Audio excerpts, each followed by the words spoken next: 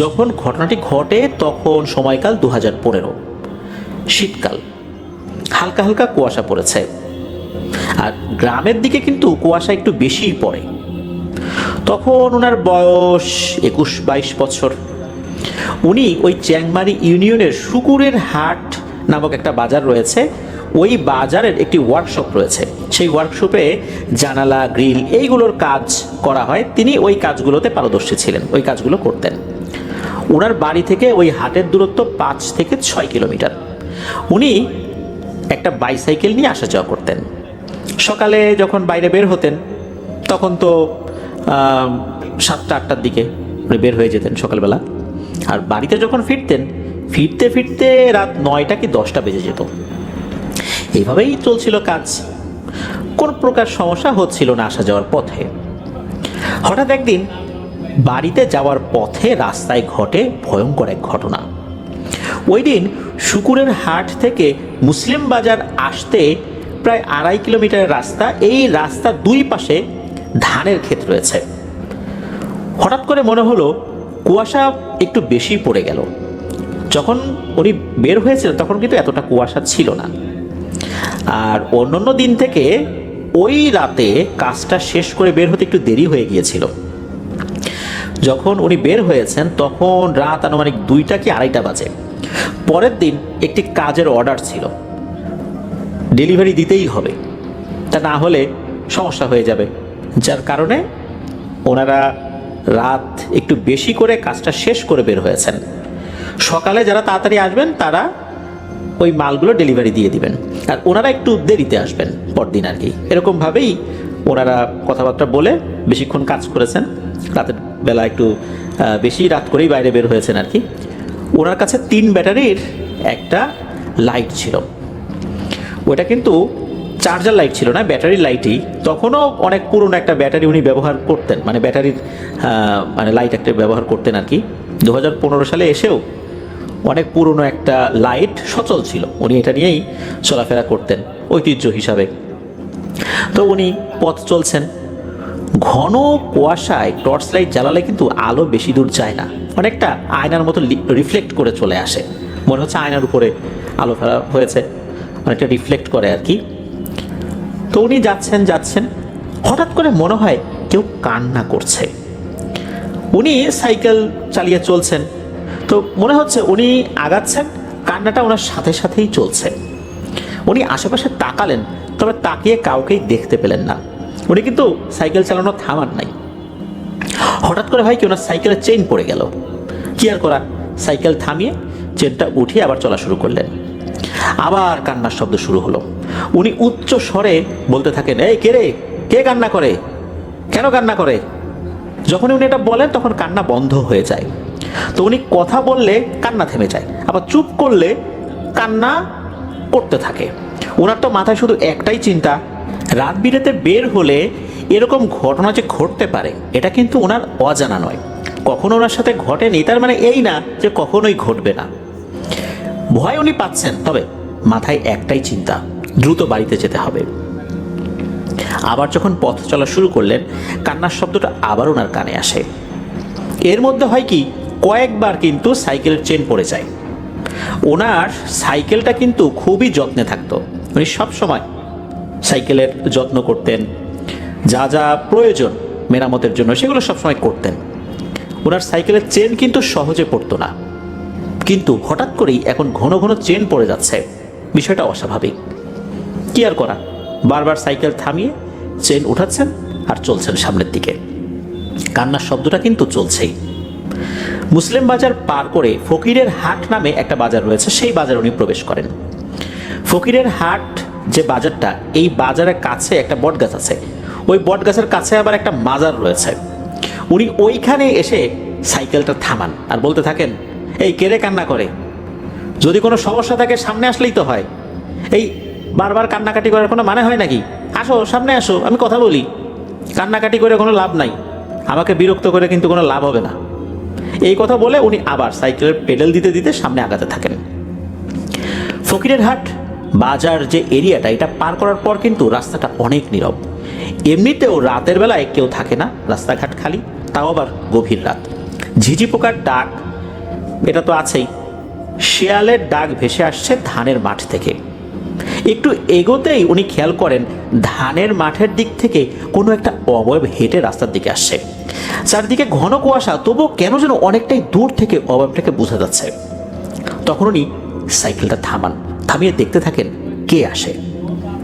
হেঁটে হেঁটে ওই অবয়বটা তার কাছে আসছে।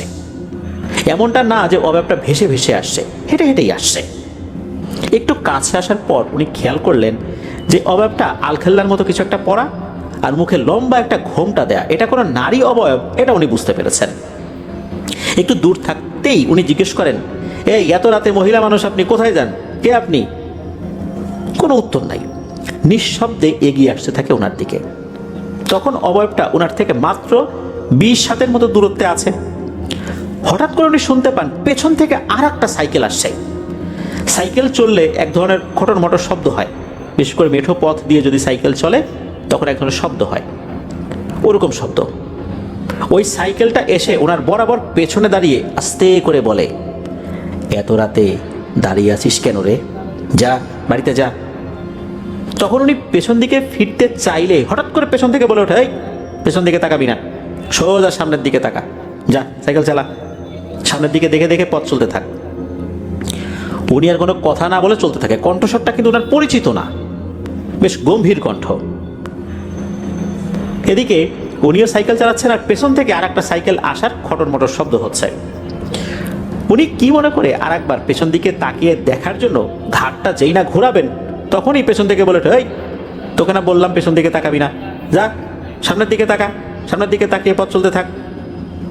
এভাবেই অনেকটা রাস্তা পার হয়ে যায় আর পেছনে ওই সাইকেলের আওয়াজও কিন্তু শোনা যাচ্ছে। ওনার গ্রামে আসার একটু আগে একটা স্কুল পড়ে, আকুবপুর উচ্চ বিদ্যালয়। উনি স্কুলের সামনে আসলে পেছনে থাকা লোকটা বলে ওঠে, কিরে বাড়িতে দিয়ে আসতে হবে নাকি এখন যেতে পারবি? উনি আবার তখন বলেন, এটা তো আমার বাড়ি এলাকা, সমস্যা নাই, আমি যেতে পারবো। এই কথা বলার পর উনি বুঝতে পারলেন পেছন থেকে ওই সাইকেলের খটর মটর শব্দটা আর শোনা যাচ্ছে না, কোথায় যেন হারিয়ে গেল। উনি এসব চিন্তা না করে আগাতে থাকলেন। তবে এবার ওনার একটু ভয় অনুভূত হচ্ছে। কান্নার শব্দটা কে করলো? মহিলা অবয়বটাকে আসলে মানুষ ছিল? আর সাইকেল নিয়ে আসা লোকটা কে ছিল? এসব চিন্তা করতে করতে উনি সামনের দিকে আগাচ্ছেন। উনি ওনার গ্রামের এরিয়ায় প্রায় ঢুকে পড়বেন, এর একটু আগে দেখতে পান ওনার গ্রামের প্রথম মাথায় ছোট একটা ব্রিজ রয়েছে, ওই ব্রিজের উপর একটা আলো জ্বলছে। উনি ভাবলেন ওনার বড় চাচা, যাকে উনি বড় বাবা বলে ডাকতেন, ওনার বড় বাবা দাঁড়িয়ে আছেন। অনেক সময় হতো কি, ওনার বড় বাবা অর্থাৎ বড় চাচা উনি মাঝে মাঝেই আলো নিয়ে ওই ব্রিজের ওখানে দাঁড়িয়ে থাকতেন। ওনার বড় চাচা আবার ওনাকে খুব ভালোবাসতেন, যার কারণে যখন খোঁজ খবর নিতেন যে তার আসতে দেরি হচ্ছে, উনি নিজেই এগিয়ে আসতেন। উনি চিন্তা করলেন নিশ্চয়ই ওনার বড় বাবা এখানে দাঁড়িয়ে আছেন অন্য রাতের মতোই, যেহেতু ওই রাত্রে তো ওনার ফিরতে অনেক দেরি হয়েছে। আর এমন হলে ওনার বড় বাবা এসে দাঁড়িয়ে থাকেন, এটা নতুন কিছু না। তবে এবার একটা অদ্ভুত ব্যাপার উনি খেয়াল করলেন, উনি সাইকেল নিয়ে যখনই এগিয়ে যান ওই আলোটা মনে হয় ততটাই পিছিয়ে যায়। দূরত্ব কিন্তু এই আলো এবং ওনার মধ্যে একই রকম থাকে। উনি যখন ব্রিজের উপর চলে আসলেন তখন খেয়াল করলেন আলোটা আরও দূরে সরে ওনার বাড়ির কাছে একটা পুকুর রয়েছে, ওই পুকুর পাড়ের দিকে চলে গেল। উনি সাইকেল নিয়ে যখন ওই দিকটাতে আগাতে থাকলেন আলোটা আরও পিছিয়ে যায়। একটা সময় হলো কি, উনি খেয়াল করলেন ওই আলোটা ওনার বড় চাচা বা বড় বাবার যে বাড়িটা, ওই বাড়ির ভিতরে ঢুকে গেল। তখন উনি বুঝতে পারলেন যে হ্যাঁ ঠিক আছে, এটা আমার ওই বড় বাবারই উপস্থিতি ছিল, সে এখন ভিতরে ঢুকে গেছে। কিন্তু কথা না বলে তো উনি সাধারণত চলে যান না, এমনটা তো হয় না। যাই হোক, রাত বেশি হয়তোবা এই চিন্তা করে উনি ঢুকে গেছেন। আব্দুল হক ভাই উনি বাসায় ঢুকে পড়েন, ফ্রেশ হয়ে ঘুমিয়ে পড়েন। সকালবেলা, যখন অনেক সকালবেলা, তখন ওনার বড় চাচা অর্থাৎ ওনার বড় বাবা ওনাদের বাড়িতে এসে ওনার মাকে জিজ্ঞেস করে, এই তোমার ছেলে কোথায়? কালকে কোথায় ছিল? কখন আসছে বাড়িতে? তখন এই আব্দুল হক ভাইয়ের মা বলছেন যে ও তো অনেক রাত্রে বাড়ি আসছে, এখনও ঘুমিয়ে আছে, ডেকে দেবো নাকি? তখন উনি আবার বলছেন যে না থাক, ডাকতে হবে না, ওর ঘুম ভাঙলে আমার কাছে আসতে বলবা, আর ওকে বলে দিবা ও যে ওয়ার্কশপে কাজ করে ওই ওয়ার্কশপে আর কাজ করার দরকার নেই। আর দরকার নাই মানে আজকে থেকেই দরকার নেই, কয়েকদিন করবে তারপর চলে আসবে না, আজকে থেকেই ওই কাজ ছেড়ে দিবে। এ কথা বলে উনি বাসায় চলে যান। যখন ওনার ঘুম ভেঙেছে, আব্দুল হক ভাইয়ের ঘুম ভেঙেছে, তখন ওনার মায়ের কাছে এই ধরনের কথা শুনতে পেলেন। এরপর ওনার বড় বাবার সাথে দেখা করার জন্য উনি গিয়েছেন। তো বড় বাবা কিন্তু ওই পুকুর যেটা আছে, পুকুর পাড়, ওই পুকুরের পাড়ের ওখানে কোনো একটা কাজ করছিলেন। যখন ওই দিকটাতে গিয়েছেন তখন আবার ওনার বড় বাবা বলছেন, কে রে আব্দুল হক, এত রাত্রে বাড়িতে ফিরলি কেন? যখন এত রাত হয়ে যাবে তখন তো ওয়ার্কশপে থাকলেই তো পারিস, এত রাত্রে আসা তো ভালো না। তখন আবার আব্দুল হক ভাই ওনার বড় বাবাকে জিজ্ঞেস করছেন যে, আপনি কি গতকাল রাত্রে ব্রিজের উপর আলো নিয়ে দাঁড়িয়েছিলেন নাকি? তো উনি উত্তর দিচ্ছেন যে, না তো, আমি তো ওখানে দাঁড়িয়েছিলাম না, তবে হ্যাঁ একটা অদ্ভুত ঘটনা ঘটছে। সেটা কি? তখন ওনার বড় বাবা বলতে থাকেন যে গত রাত্রে উনি নাকি একটা স্বপ্ন দেখেছিলেন। স্বপ্নের মধ্যে উনি দেখেছেন যে এই আব্দুল হক ভাই উনি বাইসাইকেল নিয়ে আসছেন, একটা লোক তাকে এগিয়ে দিচ্ছে, তবে এই লোকটা যে কে উনি বুঝতে পারেন নাই। একদম বাড়ি পর্যন্ত এগিয়ে দিল, এতটুকু উনি দেখেছেন। আর ঘুমের মধ্যে নাকি ওনাকে বলে যায় যে এই আব্দুল হককে আর ওই ওয়ার্কশপে কাজ করার দরকার নাই, এটা বলে দিও। এরপর নাকি ওনার ঘুম ভেঙে যায়। যখন সকাল হয়েছে উনি তখন তাড়াতাড়ি করে চলে আসেন এই আব্দুল হক ভাইয়ের বাসায়। এসে তার মাকে জিজ্ঞেস করলেন যে কী ব্যাপার, ও কখন আসছে, এরকম বাসা বিষয় যখন জিজ্ঞেস করেন আর কি। এরপর উনি বলেন যে ওয়ার্কশপে আর কাজ করার দরকার নেই।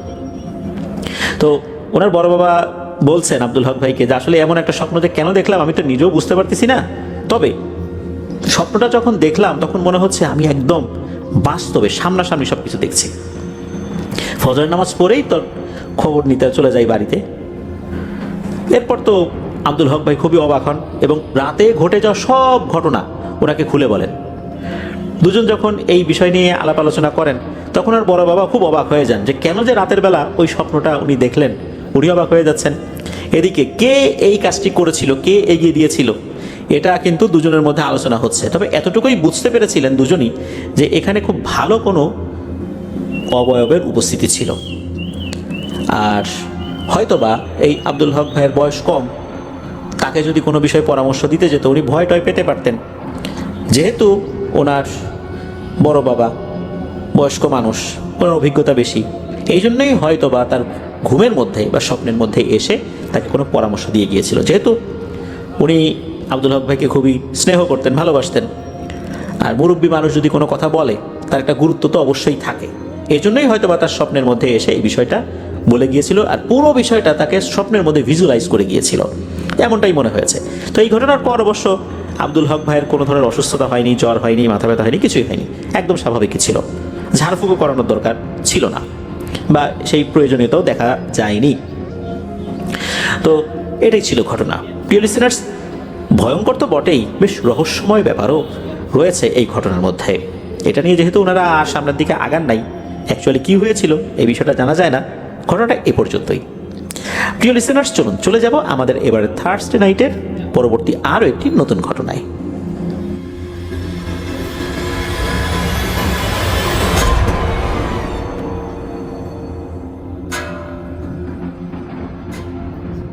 প্রিয় লিসেনার্স, এখন যে ঘটনাটি আপনাদের সাথে শেয়ার করব, এই ঘটনাটি আমাকে দিয়েছে আমারই স্টুডেন্ট, তার নাম হচ্ছে রামিম। রামিমের একটি ছোট্ট ভিডিও ক্লিপ আমি পেজ এবং গ্রুপে আপলোড করেছিলাম। সেখানে একটি ছোট্ট ঘটনা সম্পর্কে সে বলছিল যে এই ঘটনাটি সে আমাকে দিয়েছে, ঘটনাটি আপনাদের হরর ওয়ার্ল্ডে প্রচারিত হবে। মূলত এই ঘটনাটি তার খালাতো ভাই মাহির সাথে ঘটেছিল।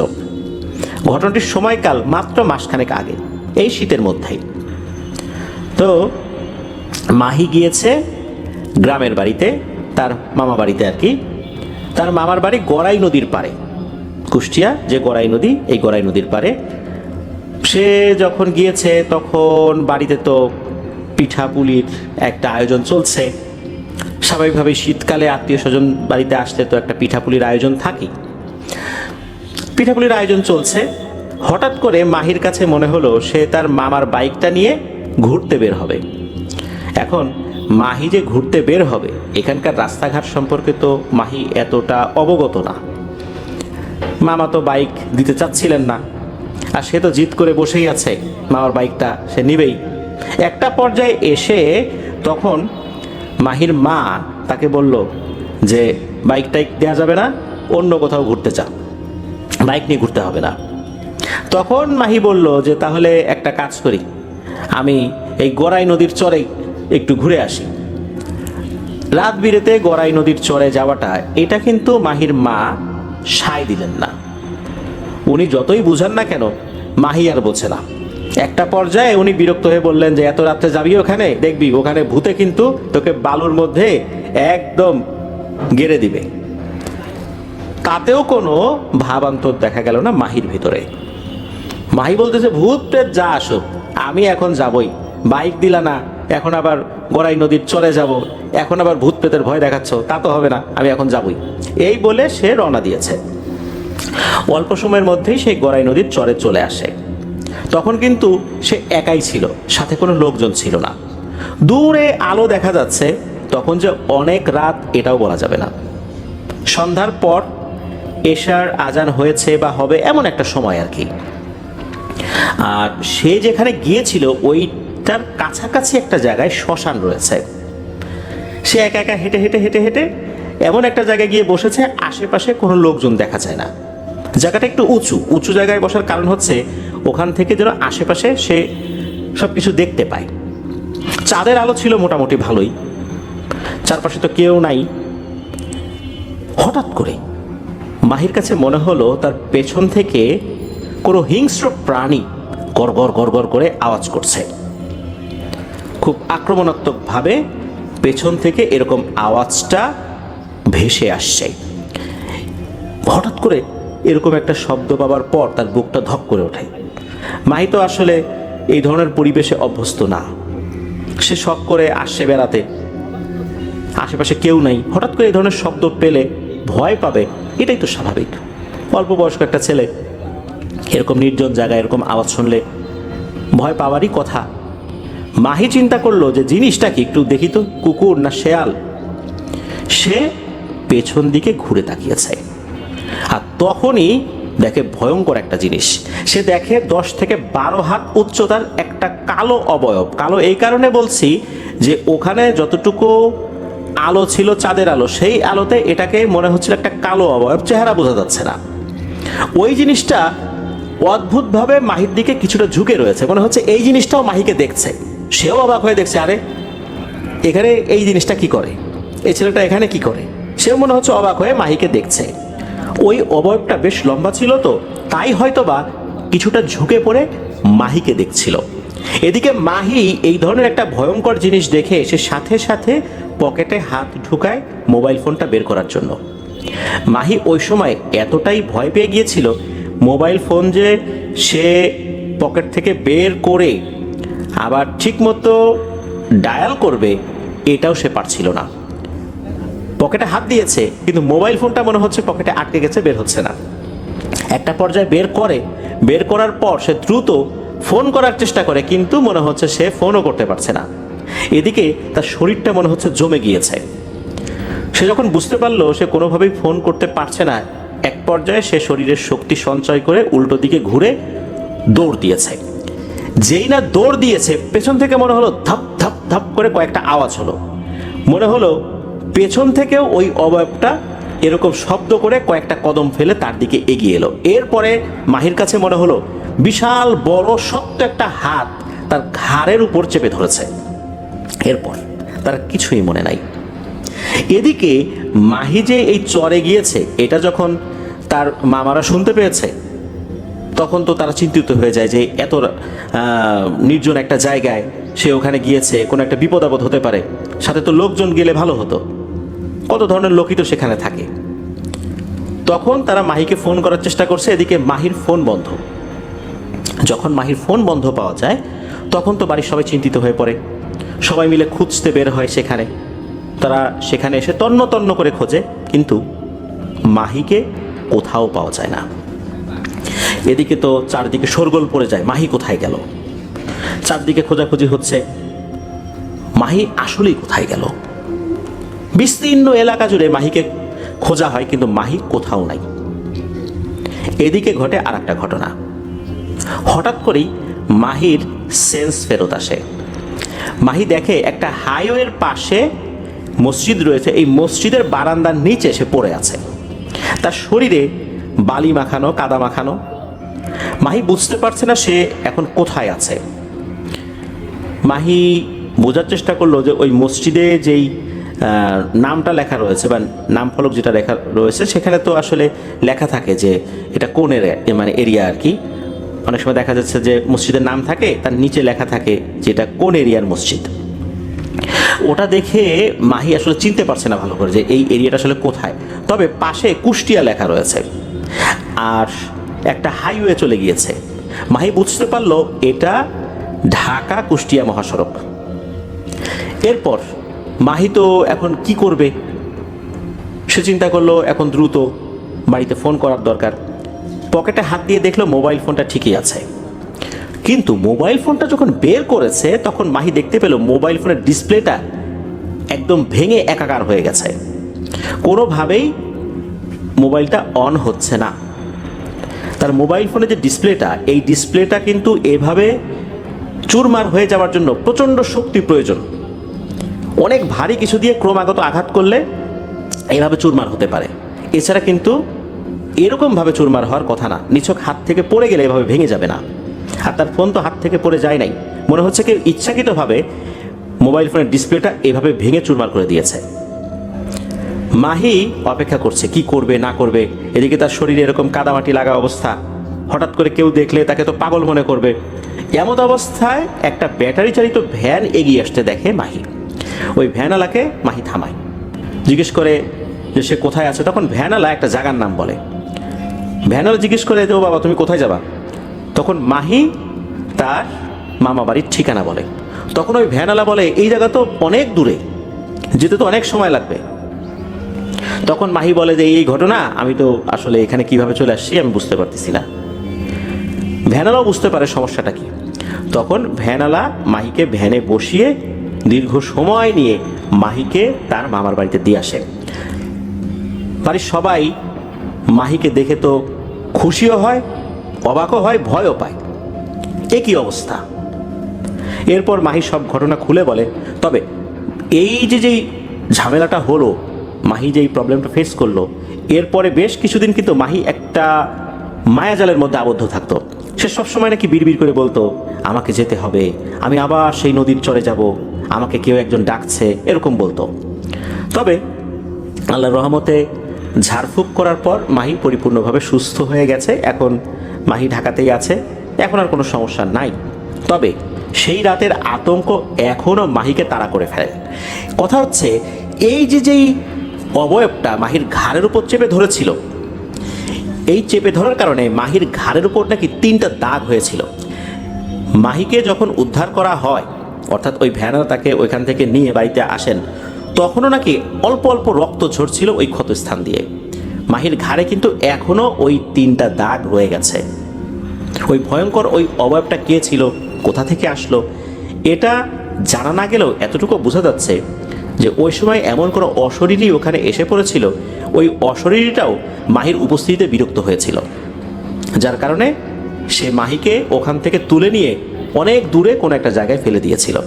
তবে সেটা মোটামুটি কুষ্টিয়া জেলার ভিতরেই একটা জায়গা, ওই একই উপজেলার জায়গা, যার কারণে সে আল্লাহর রহমতে বাড়িতে সহজেই ফেরত আসতে পেরেছে। তো এটাই ছিল ঘটনা। ধন্যবাদ জানাচ্ছি রামিমকে মাহির সাথে ঘটে যাওয়া এই সত্য ভয়ের ঘটনাটি আমাকে দেবার জন্য। প্রিয় লিসেনার্স, চলুন চলে যাব আমাদের এবারের থার্সডে নাইটের 186তম আয়োজনের পরবর্তী আরও একটি নতুন ঘটনায়।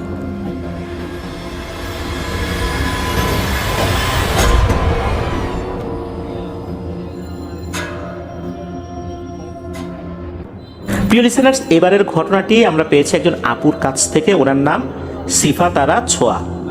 ওনার বাড়ি পটুয়াখালী জেলার বাউফল উপজেলার বগা ইউনিয়নের রাজনগর গ্রামে।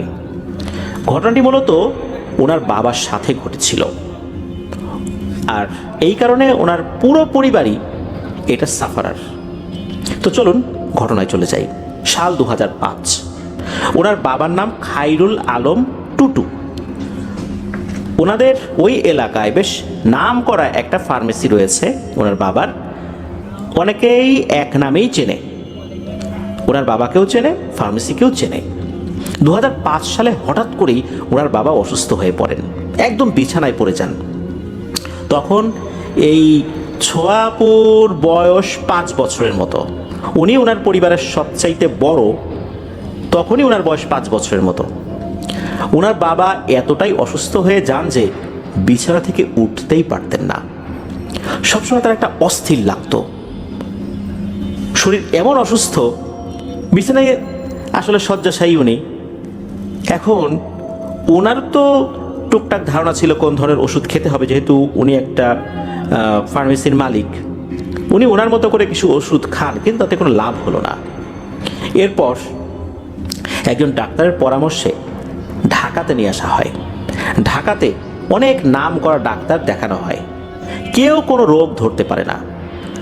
যে রিপোর্টই ডাক্তার দেয় সব রিপোর্টই ভালো। একজন ডাক্তারের কাছে গেলে সে একগাদা রিপোর্ট দেয়, সেই রিপোর্টগুলো ভালো, তিনি কিছু ওষুধ লিখে দেন, কোনো লাভ হয় না। এরপরে আর একজন ডাক্তারের কাছে যান, তিনিও আবার একগাদা রিপোর্ট লিখে দেন, সেই রিপোর্টগুলো করানো হয়, সেগুলো একদম নর্মাল। এভাবে চলছে। প্রতি মাসে কয়েকবার করে ঢাকাতে আসতে হতো। সব ডাক্তারের একই কথা, ওনার কোনো রোগ নাই। তখন সবাই পরামর্শ দিলেন, যেহেতু ডাক্তার কোনো রোগ ধরতে পারছে না, তাহলে ফকির কবিরাজের কাছে নিয়ে যেতে হবে। নিয়ে যাওয়া হয়।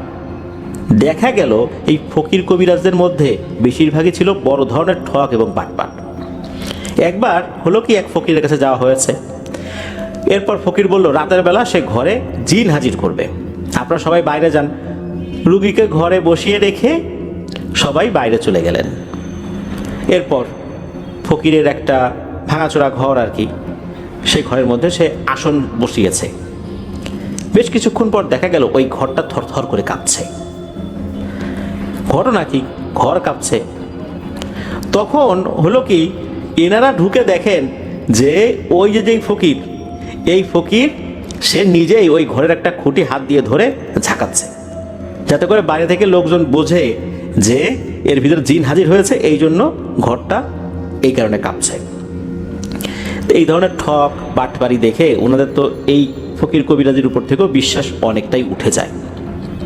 এরপর ওনার বাবা আসলে এই ফকির কবিরাজ দেখাতে চাইতেন না, কারণ বেশ কয়েকটা ঠক জোচ্চরের খপ্পরে পড়ার কারণে বিশ্বাসটা তো উঠে যাওয়ারই কথা। এই কারণে উনি আর এগুলোতে আগ্রহী হচ্ছেন না। এদিকে ওনার বাবা রাতের বেলা ঘুমাতে পারতেন না, ভয়ঙ্কর ভয়ঙ্কর স্বপ্ন দেখতেন। সেই সাথে শারীরিক অসুস্থতা তো আছেই, দোকানেও যেতে পারেন না, কিছু খেতেও পারতেন না। আর একটা ভয়ঙ্কর ব্যাপার হচ্ছে, উনি নাকি চোখ খুলতে পারতেন না সহজে।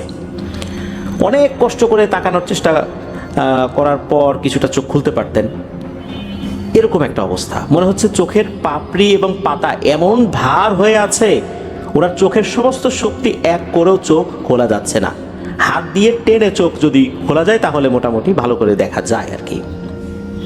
এদিকে এই ছোঁয়ার পর আম্মু তো সারাদিন কান্নাকাটি করছেন, এরকম সুন্দর একটা সংসার হঠাৎ করে কি হয়ে গেল। সব আত্মীয় স্বজন দেখতে আসছে, হয়তোবা ওনার বাবা আর বাঁচবেন না, এটাই শেষ দেখা। অনেকেই দেখে যাচ্ছে, দূর থেকে আসছে যে মারা গেলে আর কি দেখতে আসতে পারবো কিনা, এরকম করে দেখতে আসছে। তার একটা জীবন মৃত মানুষ বিছানায় শুয়ে আছে। এত সুন্দর একটা দোকান, ব্যবসা, সংসার সবকিছু ধ্বংস হয়ে যাওয়ার উপক্রম হয়েছে। একবার হয় কি, এক আত্মীয় আসছেন, সম্পর্কে কাকি হয় এই ছোঁয়া আপুর। তো উনি বলেন যে অনেক জায়গায় তো গেছো, আমার পরিচিত এক হুজুর আছে, তার কাছে চলো। সেই হুজুর ছিল এই কাকির বাবার বাড়ির ওখানকার একজন আর কি। কিন্তু এই ছোঁয়াপুর বাবা তো কিছুতেই যেতে চাচ্ছেন না, বলে যে গেলাম তো ম্যাক্সিমামই তো সব টাউট বাটপার, এভাবে কষ্ট করে যে যাবো কিন্তু কোনো লাভ হবে না। ওই কাকি অনেক বোঝান, ছোঁয়াপুর বাবাও যেতে চাচ্ছেন না। একটা পর্যায়ে গিয়ে রাজি হন। রাজি হন বলতে ওই কাকি একরকম জোর করেই নিয়ে যাবেনি। এরপর নিয়ে যাওয়া হয়।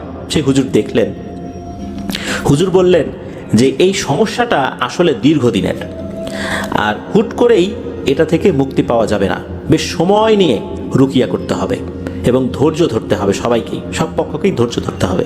যিনি হুজুর রুকিয়া করবেন ওনাকেও ধৈর্য ধরে কাজ করতে হবে, আর যাকে রুকিয়া করা হবে অর্থাৎ এই যে ছোঁয়াপুর বাবা মোহাম্মদ খায়রুল আলম টুটু, ওনাকেও ধৈর্য ধরতে হবে, পরিবারের সদস্যদেরকেও ধৈর্য ধরে একটা দীর্ঘ সময় নিয়ে কাজটি করতে হবে। তবে ওই হুজুর কিছু শর্ত দিয়ে দিলেন, শর্তগুলো ভালো ছিল। সে হুজুর শর্ত দিয়ে দিলেন যে আপনি দাড়ি রাখেন, 5 ওয়াক্ত নামাজ পড়বেন, 1 ওয়াক্ত নামাজও বিনা কারণে বাদ দিবেন না, আর প্র্যাকটিসিং মুসলিম হয়ে যান। এসবে কিন্তু ওনার বাবা রাজি হয়ে গেলেন। এরপর শুরু হলো রুকিয়া। ওই হুজুর বললেন যে এই ছোয়াপুদের ঘরের মধ্যে নাকি অনেকগুলো জাদুর উপকরণ রেখে দেওয়া হয়েছে, মাটি খুঁড়ে এগুলোর মধ্যে রেখে দেওয়া হয়েছে, এগুলো ওঠাতে হবে। এরপর হুজুর বিভিন্ন তদবির করে সেই জিনিসগুলো ওঠানো শুরু করলেন। হুজুর তদবির করার পর হাত যেখানে এসে থেমে যায় ওখানে খোঁড়া হয়।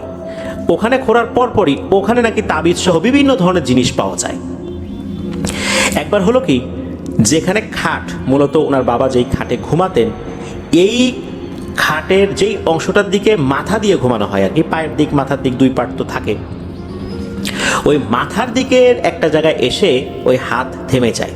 যখন হাত চালান দেওয়া হয়েছে তখন ওখানে খোঁড়া হয়, সেখানেই একটা অদ্ভুত জিনিস দেখতে পাওয়া যায়। অনেক বড় একটা নখ, কেউ যদি হাতের নখ অনেক লম্বা করে, এরকম একটা লম্বা নখ, কয়েক ইঞ্চি লম্বা। উনি জানিয়েছেন কমপক্ষে 2 ইঞ্চি লম্বা তো হবেই এই নখটা। আর এই নখের সাথে সুতা এবং কাগজও পেঁচানো ছিল। এই নখটা আসলে কার, এটা কি মানুষের না অন্য কোনো কিছুর, এটা বোঝা যাচ্ছিল না। হুজুর চিকিৎসা শুরু করেন। এরপর মূলত আসল চিকিৎসাটা, হুজুর একটা দোয়া শিখিয়ে দেন যে আপনি এই দোয়াটা সবসময় পড়বেন। আর এই দোয়াটা একটা বিশেষ দোয়া ছিল। হুজুর জানিয়েছেন যে এই দোয়াটা আপনারা ছাড়া অন্য কাউকে এটা বলা যাবে না, শুধু পরিবারের সদস্যরা এটা জানবেন, এই জিনিসটা আপনারা আমল করতে পারবেন, এছাড়া অন্য কাউকে এটা অনুমতি ছাড়া বলা যাবে না। তো সেই আমলগুলো করা হচ্ছিল। আল্লাহ রহমতুল্লাহর বাবা আস্তে আস্তে সুস্থ হতে থাকেন। এর মধ্যে দেখা গেল একটা ঝামেলা, সেটা হচ্ছে একদিন এক লোকের জিন ঘটিত কিছু সমস্যা এই ছোয়াপুর বাবা দেখতে পান।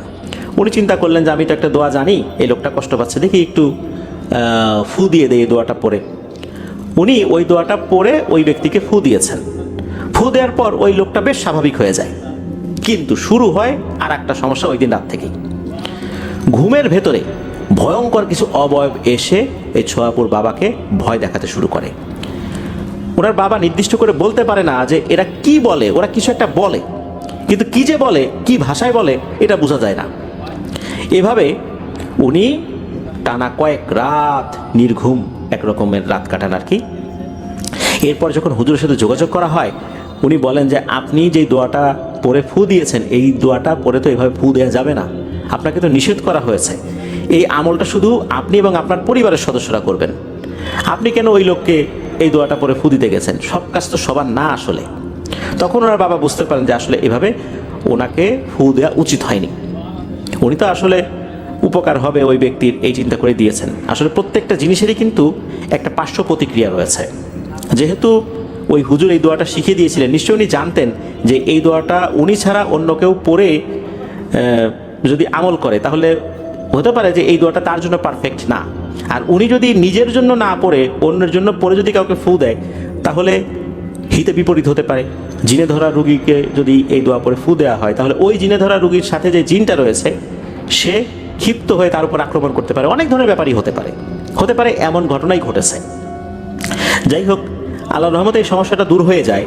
অর্থাৎ এই ঘুমের মধ্যে যে হঠাৎ করে সমস্যাটা সৃষ্টি হয়েছিল ওই দোয়া পড়ে ফু দেওয়ার কারণে, আস্তে আস্তে আল্লাহর রহমতে এই ছোয়াপুর বাবা উনি সুস্থ হতে থাকেন। একটা সময় আল্লাহর রহমতে পুরোপুরি সুস্থ হয়েও যান।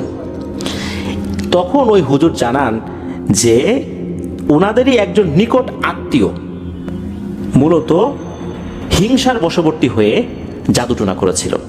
ছোয়াপুর বাবার বেশ ভালো একটা ফার্মেসি রয়েছে, ভালো বেচা কেনা হচ্ছে, ওনার টাকা পয়সার ওরকম কোনো সমস্যা নাই, পরিবারে অশান্তি নাই।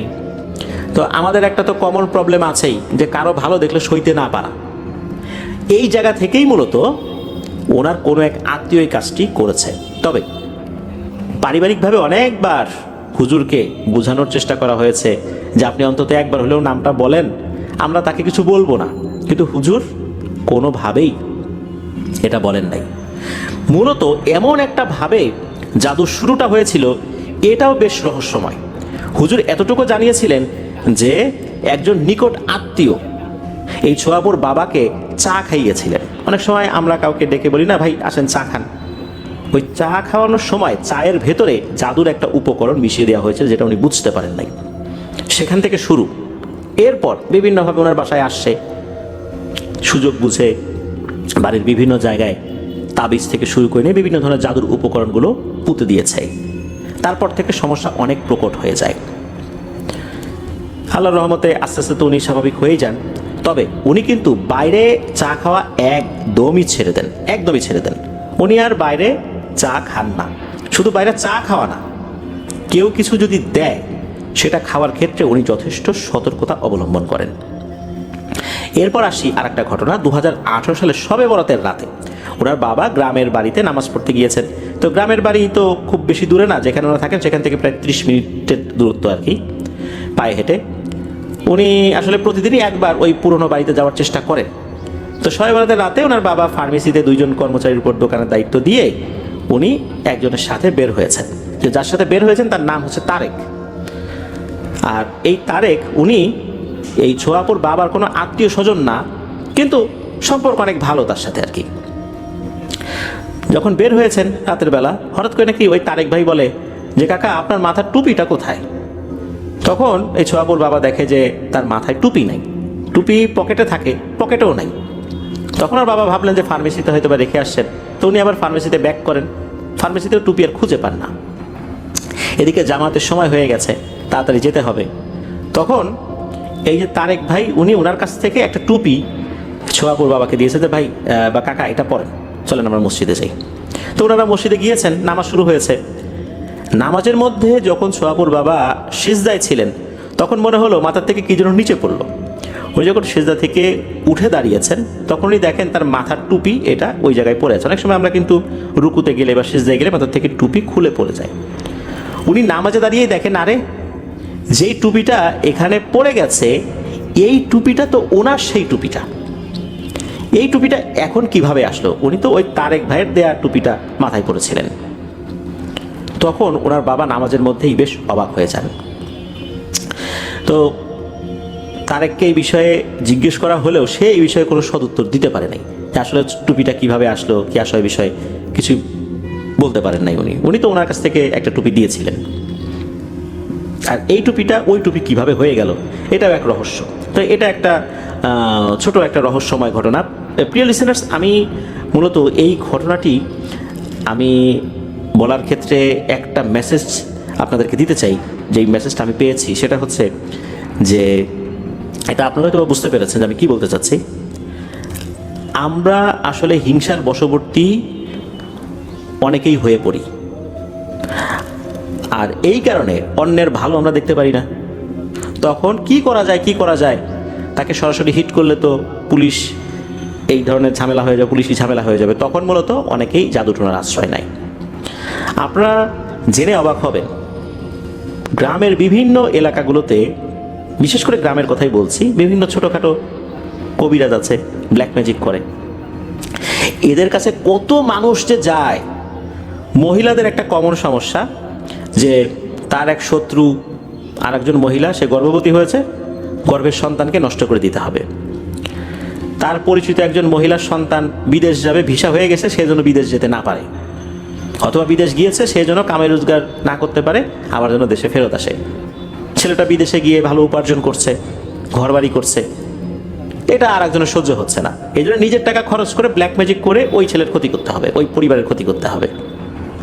এরপর শাশুড়ি বেটার বউর উপরে জাদু করছে, আবার বেটার বউ শাশুড়ির উপর জাদু করছে, ভাইয়ের বউ ভাইয়ের বউর উপর জাদু করছে। মানে কত ধরনের কন্টিনিউয়াস ঘটনা যে হচ্ছে, এটা আপনারা অবাক হয়ে যাবেন যে আমরা আমাদের আসলে মানসিকতা কোন পর্যায়ে নিয়ে গেছি। হাদিসে রয়েছে, কেউ যদি অন্যের কল্যাণ কামনা করে তাহলে সেই কল্যাণটা তার দিকেই ফেরত আসে। অর্থাৎ আমি যদি কারো কল্যাণ কামনা করি, আল্লাহ তাআলা ওই কল্যাণটা আমার জন্য কবুল করে নেবেন। এই জন্য প্রিয় লিসেনার্স, আমরা হিংসার বশবর্তী হয়ে কেউ যেন এই ধরনের কাজে কখনোই পা না বাড়াই। যদি দেখি কেউ এই কাজ করার পরিকল্পনা করছে বা পরামর্শ চেয়েছে, তাকে বোঝাতে হবে কোনোভাবেই এই সমস্ত ব্যক্তিদেরকে কোনো হুজুর, কবিরাজ, তান্ত্রিকের সন্ধান দেয়া যাবে না। তাহলে আমরা নিজেরা না করলেও এই জাদুটোনার গোনা কিন্তু আমাদের আমলনামায় চলে আসবে। আল্লাহ আমাদেরকে বোঝার তৌফিক দান করুন। চলুন প্রিয় লিসেনার্স, চলে যাবো আমাদের এবারের এপিসোডের পরবর্তী আরও একটি নতুন ঘটনায়।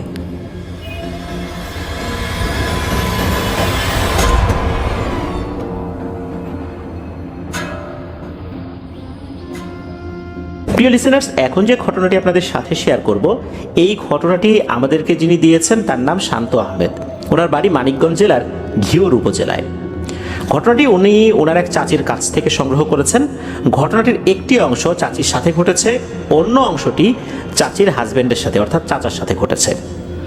1996 সালে চাচি তার মা বাবার সাথে চট্টগ্রামের ছত্তারঘাট সংলগ্ন একটি এলাকায় বসবাস করতেন। চাচির বাবা উনি বাঁশের বেড়ার কাজ করতেন। ওখানে একটি বাসা ভাড়া নিয়ে পরিবার সহ বসবাস করতেন। ওই সময় চাচির বয়স ছিল 12 কি 13 বছর। ওনাদের যে ভাড়া বাসাটা ছিল, এই বাসাটা রাস্তার সাথে ছিল। বাসার থেকে কিছুটা দূরে বাম পাশে ছিল সারিবদ্ধভাবে 6টি নারকেল গাছ, আর ওই বাসার ডান পাশে কিছুটা দূরে ছিল একটি মসজিদ। একদিন বিকেলবেলা উনি ওনার বান্ধবীদের সাথে খেলাধুলা করছেন। ওই সময়ে সন্ধ্যা হবে হবে ভাব, এমন একটা সময় যখন চলে এসেছে, ওই সময় চাচি দেখতে পেলেন তার বাবা বিশাল আকৃতির একটা গজার মাছ হাতে নিয়ে বাড়িতে ফিরছেন।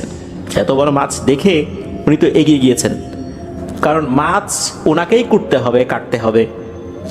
উনি এগিয়ে গিয়ে জিজ্ঞেস করেছেন যে, বাবা এই অসময়ে এই গজার মাছ কোথা থেকে পেলা? তখন ওনার বাবা বললেন যে পাশের ডোবা থেকে উনি বড়শি দিয়ে এই মাছটি ধরেছেন। এরপর তো চাচিকে দিয়েছেন যে মানে তুই মাছটা কাটাকাটি কর, আমরা পরে খাবো। তবে ওই দিন আর রান্না করেন নাই। ওই দিন মাছটা হলুদ দিয়ে একটু জাল দিয়ে রেখে দিয়েছিলেন। ওই দিন যে কোনো কারণেই হোক রান্না করা হয় নাই। পরের দিন মাছটা রান্না করা হয়, বাড়ির সবাই খেয়েছে, চাচিও খেয়েছেন। ওই দিন থেকেই ঘটনাটির সূত্রপাত হয়। দুপুরবেলা মাছ খাবার পর বিকেল থেকেই চাচি অনেকটাই দুর্বল হয়ে পড়েন।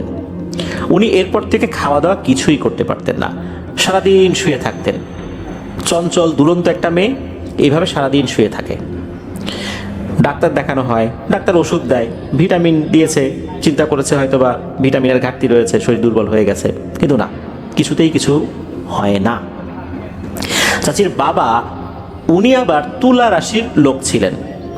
উনি চিন্তা করলেন যে আচ্ছা, আমি যে গজার মাছ নিয়ে আসলাম, এর কারণে কি কোনো সমস্যা হয়েছে? একটা কবিরাজ দেখানো তো প্রয়োজন। উনি কবিরাজের সন্ধানে নেমে পড়েন, একটা কবিরাজ পেয়েও যান। কবিরাজ যখনই এই বাড়িতে আসেন, বাড়িতে পা দেয়া মাত্রই কিছু একটা আইডিয়া করে ফেলেন যে এই মেয়ের সাথে কি হতে পারে। উনি চাচির বাবাকে বললেন যে এই মেয়েটার উপরে জিনের আসর পড়েছে, দ্রুত চিকিৎসা শুরু করতে হবে। তো চাচির বাবা বলেন ঠিক আছে, আপনি শুরু করেন আপনার মতো করে। এরপর কবিরাজ চাচিকে একটা গোল বৃত্ত এঁকে তার মধ্যে বসিয়ে উনি রুকিয়া শুরু করেছেন।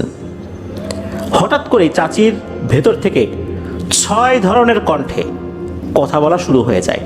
যেমনটা হয় যে আমরা যদি 6 জন মানুষ এক জায়গায় থাকি, 6 জন মানুষের কণ্ঠস্বর কিন্তু 6 রকমের হয়ে থাকে। মনে হচ্ছে এরকম 6 রকমের কণ্ঠে কেউ কথা বলছে। কবিরাজ জিজ্ঞেস করে, তোমরা কারা, কোথা থেকে আসছো, আর এই মেয়েটাকেই বা কেন ধরেছ? তখন চাচির ভেতর থেকে একসাথে আওয়াজ আসে, অর্থাৎ ভিন্ন ভিন্ন 6টি কণ্ঠে যদি একই সাথে কেউ কথা বলে তখন কেমন শোনা যায়, ওরকমভাবে শোনা যাচ্ছে। তারা বলছে যে আমরা 6 ভাই 1 বোন, এই যে 6টা নারকেল গাছ রয়েছে বাসার কাছে, আমরা এখানেই থাকি। আমরা যাচ্ছিলাম মসজিদে নামাজ পড়ার জন্য, ও হঠাৎ করে আমাদের সামনে পড়েছে, এই কারণেই ওকে ধরেছি। ওকে তো আমরা ছাড়বো না, ওর কারণে আমাদের চলাচল অসুবিধা হয়েছে। তখন কবিরাজ বলে যে তোমাদের কি ও দেখেছে? মানে না, দেখে নাই তো। তাহলে ওকে কষ্ট দেওয়ার অর্থটা কি? তখন নাকি ওই জিনেরা বলে এসব কথা বলে লাভ নাই, আমরা ছাড়বো না। তখন কবিরাজ বলে তোমরা নামাজ পড়তে যাচ্ছিলা, এই হলো নামাজির অবস্থা। আহারে আমার নামাজি জিন, এই যদি তোমাদের নামাজের শিক্ষা হয় তাহলে তোমাদের শায়েস্তা কেমনে করতে হয় তা আমার খুব ভালো করে জানা আছে। এই বলেই নাকি ওই কবিরাজ কি যেন একটা তদবির করেন, তারপরে কিছু কাঁচা হলুদ সাথে নিয়ে এসেছিলেন, সেটা আগুনে পুড়িয়েছেন। সেগুলো যখন চাচির উপরে প্রয়োগ করেছেন তখন নাকি ওই জিনগুলো চিৎকার চেঁচামেচি করতে থাকে। একটা সময় বাধ্য হয়ে তারা ছেড়ে যেতে রাজি হয়। তখন ওই কবিরাজ ওয়াদা করেন যে শুধু এই মেয়েটাকে ছেড়ে গেলে হবে না, আরও ওয়াদা করতে হবে।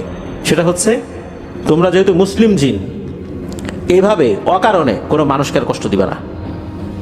তোমাদেরকে তো কেউ দেখে না, না দেখার কারণে কেউ যদি তোমাদের সামনে পড়ে যায়, তার কারণে কাউকে শাস্তি দেয়া মোটেও উচিত নয়। বরং তোমরা কেন মানুষের চলাচলের পথ দিয়ে আসা যাওয়া করতেছো? এটা তো একটা লোকালয়। তোমরা নামাজে যাবা ঠিক আছে, কিন্তু এভাবে তো মানুষের চলাচল থাকবেই। তোমরা তো এভাবে মানুষকে কষ্ট দিতে পারো না। এরপর নাকি তারাও প্রতিশ্রুতি দেয় তারা এরকমটা আর করবে না, আর কখনো আসবেও না, এরকম কথা দিয়েছিল।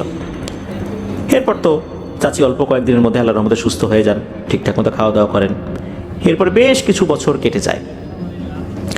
এরপর ওনারা যেখানে ছিলেন, ওনাদের বাসার পাশে একটা নতুন ভাড়াটিয়া আসেন।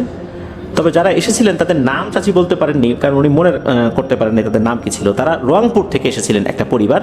ওই পরিবারের 3 জন সদস্য ছিল, স্বামী, স্ত্রী আর শাশুড়ি, অর্থাৎ যিনি স্বামী আর কি, তার মা। ওই সময়ে ওই মেয়েটা ছিল গর্ভবতী, প্রায় 7 কি 8 মাস এরকম একটা গর্ভের সময় ছিল। তো ওনারা আসছেন, আসার পর নাকি মাঝে মাঝেই ঘরের ভেতর থেকে চিৎকার চেঁচামেচির আওয়াজ পাওয়া যেত। তো ওনারা প্রথম দিকে মনে করেছিলেন যে ওই মহিলার হাজব্যান্ড হয়তো বা তাকে নির্যাতন করে কিনা, এরকম রাতের বেলা হঠাৎ করে চিৎকার চেঁচামেচি। পরে ওনারা দেখলেন যে না, বিষয়টা আসলে সেটা না। ওই মহিলা নাকি রাতের বেলা হঠাৎ করেই লোমশ কিছু প্রাণী দেখে ঘরের ভিতরে। এমনকি রাতের বেলা যদি ওয়াশরুমে যাওয়ার দরকার হয়, উনি যখন ঘর থেকে বাইরে বের হন, তখনও নাকি ওই অবয়বগুলোকে উনি দেখেন। তবে এই অবয়বগুলোকে উনি শুধু দেখেন, ওই অবয়বগুলো তাকে ভয়ও দেখায় না, তাকে নাকি আক্রমণও করতে আসে না। মাঝে মাঝে রাতের বেলা যখন দেখেন তখন ওরকম চিৎকার চেঁচামেচি করেন। তো আরও মাসখানেক কেটে যায়, ওনার ডেলিভারি ডেটও একদম নিকটে চলে আসে। একদিন হয় কি, চাচি সন্ধ্যার কিছুক্ষণ আগে ঘরের বারান্দায় বসে আছেন, তখন উনি দেখেন ওই গর্ভবতী মহিলা উনি ঘরের বারান্দায় এসেছেন। তখন চাচি চিন্তা করলেন, যাই ওনার সাথে একটু কথা বলে আসি। এই কথা চিন্তা করে যখনই উনি ঘরের বারান্দা থেকে উঠোনে নামার জন্য পা ফেলেছেন, তখন চাচির কাছে মনে হলো উনি পাটা যে ফেলেছেন এটা মাটির উপর পড়েনি। এক পা ফেলার পর তো আর একটা পা ফেলতে হয়।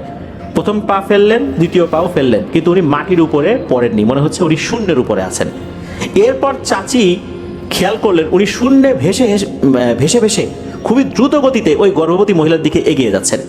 ওনার নিজের শরীরের উপরও নিজের কন্ট্রোল নাই যে কি হচ্ছে। উনি দ্রুত গতিতে ওই গর্ভবতী মহিলার গায়ের উপরে গিয়ে আছাড় খেয়ে পড়ে যান।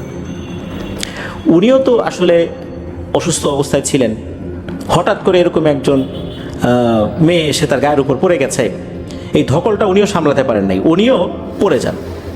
পড়ে যাওয়ার পরপরই ওনার প্রসব বেদনা ওঠে। এরপর তাকে হসপিটালে নিয়ে যাওয়া হলে একটা মৃত পুত্র সন্তান জন্মগ্রহণ করে। চাচি যেভাবে ভেসে ভেসে এসে হঠাৎ করে ওনার শরীরের উপর আছড়ে পড়েছেন, এটা কিন্তু ওই ফ্যামিলির কাউকে বলেননি। ওই ফ্যামিলির যারা ছিলেন তারা তো আসলে একটু মন খারাপ ছিলই যে হঠাৎ করে একটা মেয়ে এসে গায়ের উপর পড়ে গেল। তবে যিনি ভদ্র মহিলা গর্ভবতী ছিলেন, উনি যে পড়ে গিয়েছেন, পড়ে যাওয়ার কারণে কিন্তু ওনার পেটে কোনো আঘাত লাগে নাই, যার কারণে আসলে তাকে আসলে অর্থাৎ চাচিকে বলা যাচ্ছে না যে উনি আঘাত করেছেন, পেটে আঘাত পেয়েছে সন্তান, এই কারণে মারা গেছে, এটা ওনারা বলতে পারেন নাই। তবে ওনারা তো একটু মনক্ষুণ্ণ হয়েছেন, হঠাৎ করে এইভাবে এসে একজন গায়ের উপর পড়ে গেছে এই অবস্থাতে। এখানে একটা ব্যাপার, সেটা হচ্ছে ওই গর্ভবতী মহিলার গর্ভের সন্তান যে মৃত হয়ে জন্মগ্রহণ করলো, এটার পেছনে কারণ কি থাকতে পারে? ওই যে একটা লোমশ অবয়ব সে মাঝে মাঝে দেখতো, এর কোনো প্রভাব হয়তো বা থাকতে পারে। চাচি ওই পরিবারকে কিছু না বললেও নিজের পরিবারকে বলেছিলেন যে এই কি মানে এরকম একটা ঘটনা ঘটেছে, তো এটা তো আসলে বলা যাচ্ছে না। যাই হোক, এরপর চাচির পরিবার ওনারা চলে আসেন তাদের নিজ যেই বাড়ি, মূল বাড়ি। চাচিদের বাড়ি হচ্ছে মানিকগঞ্জ জেলার সিংগাইর উপজেলার বাগানবাড়ি এলাকায়। চাচি এখানে যখন চলে আসেন, এর বেশ কিছু বছর পর পারিবারিকভাবে ওনার বিয়ে হয়ে যায়। ওনার প্রথম সন্তান হয়েছিল ছেলে। বেশ কিছুদিন জীবিত ছিল, এর পরে নাকি কোনো এক অজানা কারণে মারা যায়। চাচিও বলতে পারেন নাই যে ওনার এই প্রথম পুত্র সন্তান কেন মারা গিয়েছিল। এরপর ওনার একটা মেয়ে হয় আর একটা ছেলে হয়। মেয়ে এসএসসি পরীক্ষা দেবে এবার, আর ক্লাস 7-এ পড়ছে ওনার ছেলে। তো চাচির সাথে এটা ছিল ঘটনা, মানে একটা অংশ। এবার আসি চাচা, অর্থাৎ চাচির হাজব্যান্ডের সাথে যে ঘটনাটি ঘটেছিল। এই ঘটনাটির আংশিক সাক্ষী আমাদের শান্ত আহমেদ ভাই, যিনি আমাদেরকে ঘটনা পাঠিয়েছেন, উনি নিজেও। তো চলুন সেই ঘটনাটি শুনি। ঘটনাটি ঘটেছিল চাচির শ্বশুর বাড়িতে, অর্থাৎ ওনার যেখানে বিয়ে হয়েছে চাচির শ্বশুরবাড়ি হচ্ছে মানিকগঞ্জ জেলার ঘিওর উপজেলায়। ঘটনার সময়কাল 2010। ঘটনাটি ঘটে চাচির স্বামী অর্থাৎ চাচার সাথে। তো চাচা নিজেও ছিলেন কিন্তু তুলারাশির একজন, চাচির বাবাও তুলারাশি ছিলেন, চাচাও ছিলেন তুলারাশির একজন। অনেক ক্ষেত্রেই এই প্যারানরমাল বিষয়গুলো উনি টের পেতেন, কোনো কারণ ছাড়াই ওনার উপর বিভিন্ন ধরনের প্রভাব পড়ত। ঘটনাটি চাচি যেভাবে বলেছেন, ওই সময় আসলে চাচি অনেক কিছুই মনে রাখতে পারেন নাই একদম সময়, এক্স্যাক্ট সময় থেকে শুরু করে নিয়ে বেশ কিছু মানুষের নাম ওই সময় উনি আসলে ওইভাবে শুনেছিলেন, কিন্তু মনে রাখার প্রয়োজনীয়তা বোধ করেন নাই। এক রাত্রে চাচা বললেন যে উনি মাছ ধরতে যাবেন, আর সাথে একজন লোক যাবে। সেই লোক বলতে একটা ছেলে যাবে, 15-16 বছর বয়সী একটা ছেলে। তো যেখানে চাচা মাছ ধরতে যাবেন সেই জায়গাটা কিন্তু খুব দূরে না, বাসা থেকে কাছাকাছি 5 থেকে 10 মিনিটের রাস্তা। তো জায়গাটার নাম হচ্ছে গোপালনগর। ওই গোপালনগরের ওইখানে একটা জায়গা আছে, এটাকে ভোম্বলের ঝোর বলে। তো ওই ভোম্বলের ঝোরের ওইখানে একটা সরু খাল রয়েছে, ওখানে মূলত ওনারা মাছ ধরতে যাবেন। তো এই গোপালনগর যেই জায়গাটা, ওখানে যে খালের এপারে তাল গাছ রয়েছে, অপর পাশে রয়েছে সেই ভোম্বলের ঝোর।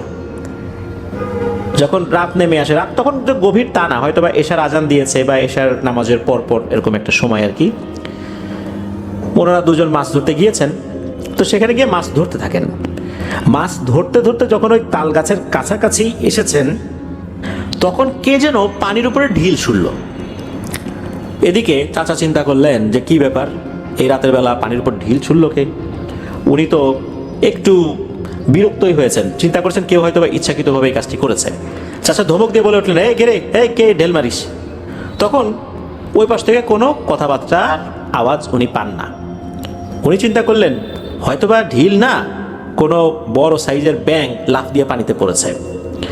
উনি আবার সামনের দিকে আগানো শুরু করলেন। এরপর আবার একটা ঢিল পড়ল পানিতে। উনি এবার বেশ জোরে করেই ধমক দেন। ওই সময় নাকি ওই তাল গাছের ওখান থেকে কোনো একটা অবয়ব বলে ওঠে, এই তোরা দুইজন এখানে কি করিস রে? চাচা বলছেন মাছ ধরতেছি। তখন নাকি ওই লোকটা বলে ওঠে, এই জায়গাটা ভালো না, যা বাড়ি যা, মাছ ধরতে হবে না। তখন চাচা খেয়াল করলেন যে যার সাথে কথা বলছেন তাকে দেখা যাচ্ছে না, একটা কালো অবয়বের মতো মনে হচ্ছে, অবয়বটা মোটামুটি লম্বা, খুব যে লম্বা এটাও বলা যাবে না। সে এই কথা বলে মনে হলো ওই অন্ধকারের মধ্যে মিলিয়ে গেল। এদিকে চাচার সাথে যে ছেলেটা ছিল, এই ছেলেটা বলছে, দেবো কাকা, আমার তো বিষয়টা ভালো মনে হচ্ছে না, আমি আর মাছ ধরবো না, তুমি থাকো, এই আমি গেলাম। এই বলে সে ওখান থেকে দৌড় দিয়ে বাড়িতে যাওয়া শুরু করেছে। সে চলেও যায়। চাচা এখন একা। উনি চিন্তা করলেন যে কে না কে বললো, এ তো বাচ্চা মানুষ, ভয় পেয়েছে চলে গেছে, না আমি যদি ভয় পেয়ে চলে যাই তাহলে কেমন হয়, আমি মাছ ধরি। তো উনি মাছ ধরা আবারও শুরু করেছেন। উনি যখন মাছ ধরা শুরু করেছেন তখন একটা অদ্ভুত ঘটনা ঘটে। উনি দেখেন যে ওনার সামনে যা যা আছে, উনি যা যা দেখছেন মনে হচ্ছে সব কিছু এতটা চিকন হয়ে গেছে, সেখান দিয়ে কোনোভাবেই কোনো কাজ করা সম্ভব না। উনি দেখছেন যে সরু খালটা, এই খালটা মনে হচ্ছে একটা পাটখড়ির মতো চিকন হয়ে গেছে। এদিক দিয়ে উনি হাঁটবেন কিভাবে? উনি ঘুরে যে বাড়ির দিকে যাবেন, ওই বাড়ির রাস্তাটা মনে হচ্ছে অনেক চিকন হয়ে গেছে, কোনোভাবেই সেখানে পা ফেলাও সম্ভব না। উনি বুঝতে পারলেন যে কোনো একটা ঝামেলা হয়ে গেছে, দ্রুত এখান থেকে যেতে হবে। উনি ঘুরে বাড়ির দিকে যাওয়া শুরু করেছেন। উনি যে কিভাবে যাচ্ছেন উনি নিজেও জানেন না। উনি একটা পর্যায়ে এসে অনেকটা হামাগুড়ি দিয়ে আগাতে থাকেন, কারণ এই চিকন রাস্তা, উনি খালি রাস্তা দেখছেন কিন্তু এই রাস্তাটা এত চিকন মনে হচ্ছে সব কিছু অদ্ভুতভাবে একটা অপটিক্যাল ইলিউশন সৃষ্টি হয়েছে ওনার, কোনোভাবেই উনি আগাতে পারছেন না। অনেক কষ্টে উনি বাড়ির কাছাকাছি আসেন, আসার পর এক ধরনের গোংরানির আওয়াজ করতে থাকেন। এরপর উনি যখন এরকম শব্দ করছিলেন, চাচি এই শব্দটা শুনেছিলেন। উনি দ্রুত ঘর থেকে বাইরে বের হয়ে আসেন, এসে দেখেন যে চাচা এরকম উঠোনের উপর পড়ে এ ধরনের শব্দ করছে। চাচার সাথে এরকম সমস্যা হলে চাচি বুঝতে পারতেন, যেহেতু চাচা তুলা রাশির লোক ছিলেন, অল্পতেই উনি এই বিষয়ে একটা প্রবলেমে পড়ে যেতেন। এর আগেও নাকি কয়েকবার এই ধরনের সমস্যা হয়েছে, টুকিটাকি সমস্যা আর কি। তো উনি চাচাকে ধরে নিয়ে বিছানায় বসান। ওই রাত্রে চাচি মাছ রান্না করেছিলেন, কিন্তু মাছটা আর বুদ্ধি করে চাচাকে খেতে দেন নাই। বাড়ির অন্য সদস্যদেরকেও ডাকাডাকি করেন, আশেপাশের লোকদেরকে ডাকাডাকি করেন। তখন এই শান্ত আহমেদ ভাইও উঠেছিলেন। উঠে যখন চাচাকে দেখতে গিয়েছেন, তখন দেখেন এক ভয়ঙ্কর ব্যাপার। চাচা উনি অনেকটাই মনে হচ্ছেন মোটা হয়ে গেছেন, ওনার শরীরের মধ্যে অনেক বাতাস ঢুকে গেছে, ওনার চোখ পুরোটাই লাল, শরীর অস্বাভাবিক রকমের ফোলা। চাচি তখন এই শান্ত আহমেদ ভাইকে বলতে থাকেন এবং অন্যান্য লোকদেরকে বলতে থাকেন যে দ্রুত কবিরাজ বাড়িতে যেতে হবে, খবর দিতে হবে। ওখানে একজন কবিরাজের বাসা ছিল। মূলত উনি লোকাল লোক ছিলেন না, পুরো পরিবার সহ ভাড়া থাকতেন আর কি। কোথা থেকে যে এসেছিলেন উনি কবিরাজ, এটা চাচি বলতে পারেন নাই, আর শান্ত আহমেদ ভাইও আসলে মনে করতে পারেন নাই। সেও মোটামুটি ভালো মানে একজন কবিরাজ ছিল। তো তাকে খবর দেওয়া হয়, তো উনি আসেন। তো উনি আসার পর উনি বুঝতে পারেন যে কোনো একটা সমস্যা হয়েছে। এসেই জিজ্ঞেস করেন চাচাকে যে এই তুমি কে, কোথা থেকে আসছো। চাচার ভেতর থেকে নাকি কোনো আওয়াজ পাওয়া যায় না, চাচা শুধু হাসে। এরপর ওই কবিরাজ কিছু একটা পড়ে, অর্থাৎ পানির উপরে কিছু একটা পড়ে যখন পানি ছিটিয়ে দিয়েছে, তখনই নাকি হঠাৎ করে চাচা সেন্সলেস হয়ে যান। ওই জিনিসটা কেন এসেছে, কি কারণে এসেছে, এই বিষয়গুলো তখন না জানিয়েই তখন চলে যায়। তো এরপরে আর একটা ঘটনা ঘটে, সেটা হচ্ছে যে এরপরে চাচা মমতাজ মার্কেট নামক একটা এরিয়া থেকে রাতের বেলা বাড়িতে ফিরছিলেন। উনি যেই পথ দিয়ে ফিরছিলেন ওখানে রাস্তার এপাশ ওপাশে গাছের বাগান রয়েছে, তারপর অল্প কিছু ঘরবাড়িও রয়েছে, বাঁশঝাড়ও রয়েছে। চাচা যখন ওই নির্জন রাস্তা দিয়ে এগিয়ে আসছিলেন রাতের বেলা, উনি দেখতে পান একটা ছোট্ট বাচ্চা মনে হচ্ছে জল বিয়োগ করার জন্য রাস্তার পাশে বসেছে। চাচা মনে মনে চিন্তা করলেন, কার না কার বাচ্চা রাতের বেলা এখানে আসছে, ওকে কি কিছু বলবো, বাড়ির দিকে নিয়ে যাব না কি, মানে উনি চিন্তা করছেন। উনি হঠাৎ করে দেখেন ওই বাচ্চাটা টিকটিকির মতো সে চলাচল শুরু করে দিয়েছে এবং সামনে যে ঝোপ রয়েছে ওই ঝোপের দিকে সে চলে গেল। অনেক সময় আমরা দেখতে পাই যে গুই সাপ বা টিকটিকি ভয় পেলে যেভাবে দৌড় দিয়ে এগিয়ে চলে যায় ঝোপের মধ্যে ভিতরে, ওরকম করে বাচ্চাটা চলে গেল। উনি এটা দেখেই তো ভয় পেয়েছেন যে এটা তো অস্বাভাবিক কোনো কিছু। উনি তখন দ্রুত বাসায় চলে আসেন। তবে এই ঘটনার পর ওনার সাথে অন্য ধরনের কোনো সমস্যা হয়নি। আরও একটা ঘটনা ওনার সাথে ঘটেছিল। উনি একবার বাসা থেকে ফেরার সময় হঠাৎ করে বিশাল আকৃতির একটা বিড়াল ওনার সামনে চলে আসে। বিড়ালটা কোনোভাবেই ওনাকে আগাতে দেবেন না, উনি যেদিকে যান ওই বিড়ালটাও সেদিকে দেয়। এক পর্যায়ে উনি বিরক্ত হয়ে বিড়ালটাকে সজোরে লাথি মারেন, বিড়ালটা দূরে ছিটকে পড়ে যায়। ছিটকে পড়ার পর আবার সামনে আসে, উনি আবারও লাথি মারেন, আবারও ছিটকে দূরে সরে যায়, আবারও সামনে চলে আসে। এরকম করতে করতে উনি বাসার কাছে চলে আসেন। এরপর উনি দেখলেন ওই বিড়ালটা একটা গলির মধ্যে ঢুকে পড়লো। এরপর উনি বাসায় চলে আসেন। তবে এই যে বিড়ালকে আঘাত করার কারণে ওনার পরবর্তীতে অন্য কোনো সমস্যা যদিও বা হয়নি, তবে রাতের বেলা এভাবে কোনো প্রাণীকে আঘাত করা ঠিক না। আর উনি অনেক কিছুর উপস্থিতি টের পেতেন, কোনো কারণ ছাড়াই হঠাৎ করে বিভিন্ন জিনিস ওনার সামনে চলে আসতো। বড় ধরনের ক্ষতি করতো বিষয়টা এরকম না, তবে ওই মাছ ধরতে গিয়ে সব কিছু যে একদম খুব চিকন চিকন দেখছিলেন, এই বিষয়টা বেশ অদ্ভুত এবং রহস্যময়। এটাই ছিল ঘটনা। ধন্যবাদ জানাচ্ছি শান্ত আহমেদ ভাইকে আপনার পাঠানো ঘটনার জন্য। প্রিয় লিসেনার্স, চলুন চলে যাব আমাদের আজকের থার্সডে নাইটের 186তম আয়োজনের পরবর্তী আরও একটি নতুন ঘটনায়।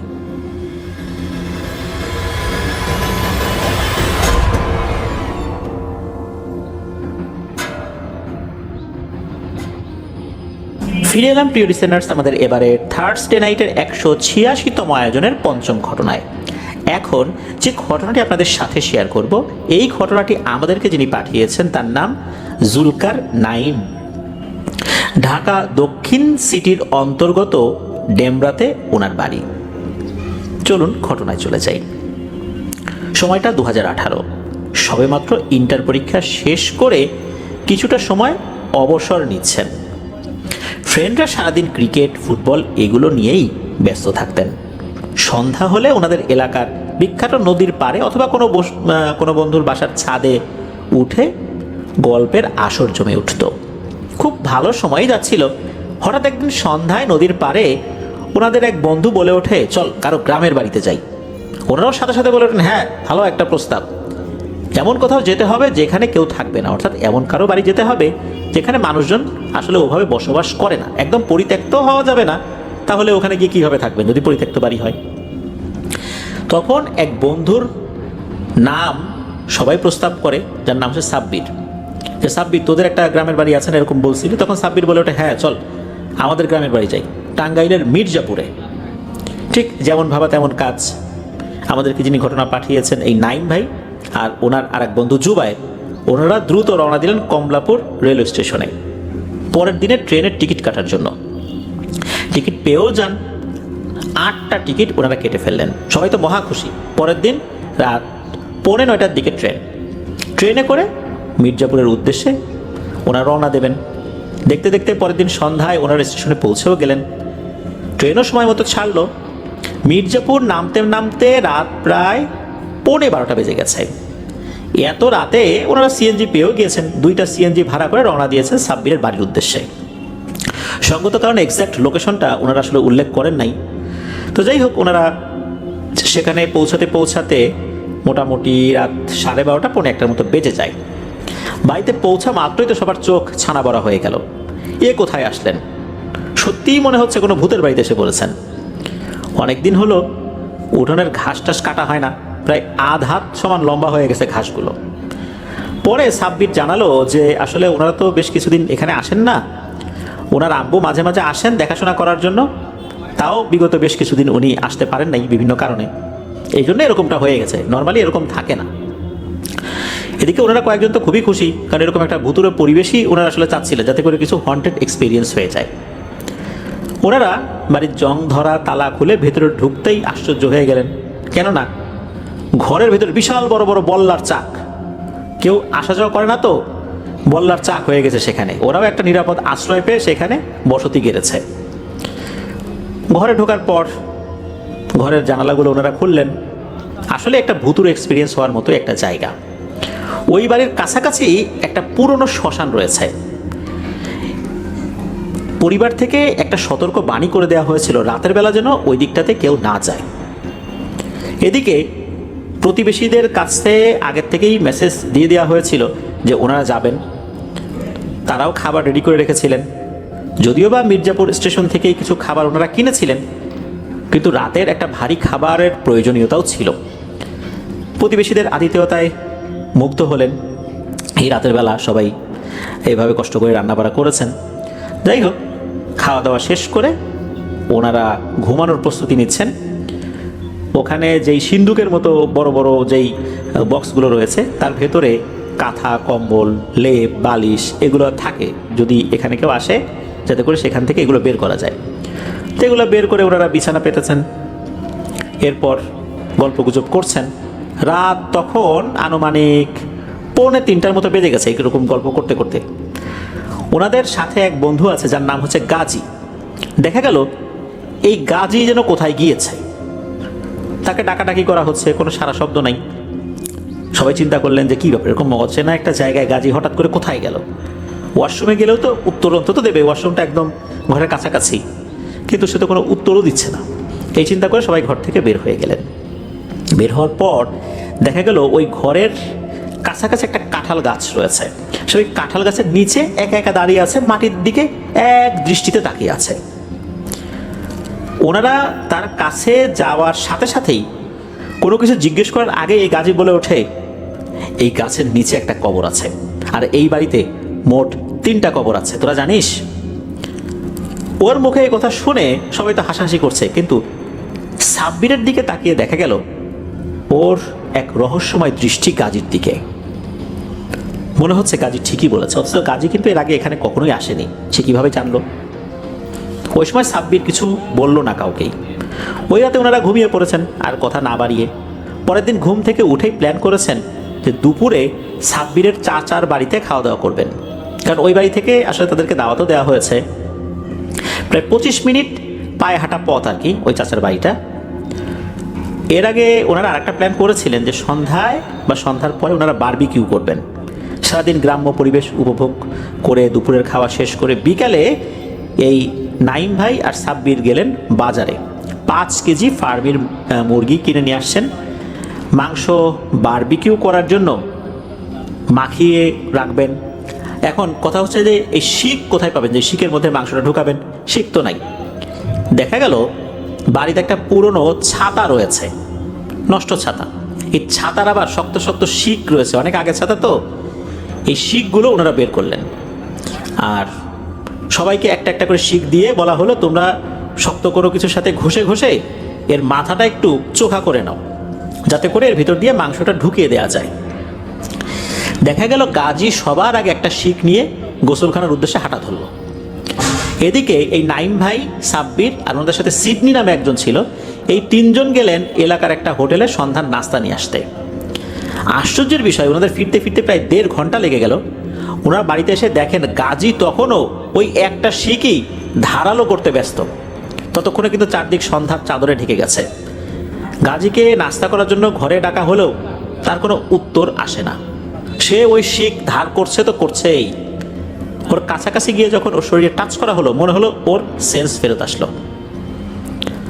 ও বলছে, কি ব্যাপার, কি রে, কি হয়েছে? আমি এতক্ষণ ধরে এই শিক ধার করছি নাকি?